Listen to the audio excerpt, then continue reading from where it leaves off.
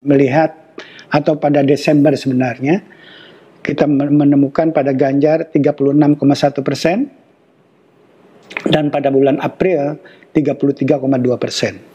Pada Anies kita melihat 27 ke 24 ya, mengalami penurunan 3%, pada Ganjar juga mengalami 3%.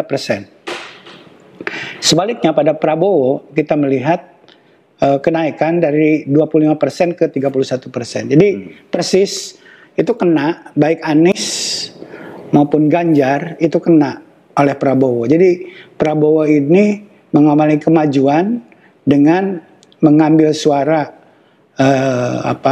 dari Ganjar maupun dari Anies. Kurang ditotalkan kurang lebih sama ya, 6% itu. Naiknya 6%, pada Ganjar turun 3%, pada Anies 3%. 3% juga. Okay. Ya, nah, menarik. Jadi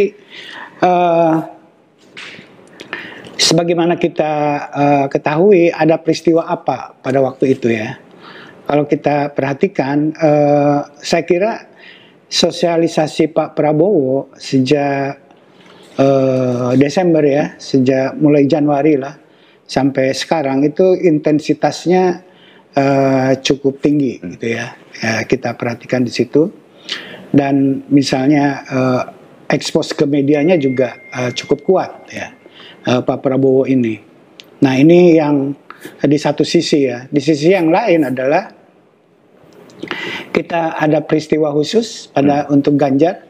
Ganjar dihubungkan dengan opini yang menentang kedatangan Israel, sehingga kemudian pertandingan sepak bola untuk U20 itu tidak jadi di Indonesia, dibatalkan oleh FIFA gitu ya.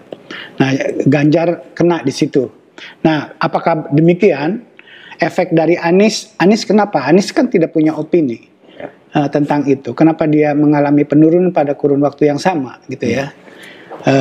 Ganjar ditafsirkan, dan memang Ganjar punya opini tentang Piala Dunia U20 itu di Indonesia. Sementara Anies setidak-tidaknya tidak terekam di media opininya seperti apa soal ini.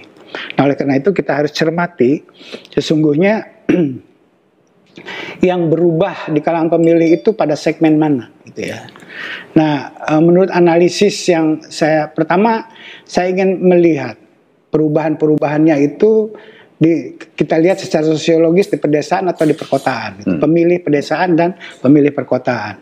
Kita lihat bahwa di pedesaan gitu ya, pada kurun yang sama dari Desember sampai awal April itu terjadi kenaikan pada Prabowo gitu ya, dari 29 ke 34. Pada Ganjar itu relatif stabil. Ya. Jadi 33 ke 32. Jadi 1% tidak signifikan perubahan itu. Pada Anies terjadi penurunan dari 25 ke 22. Ini di desa.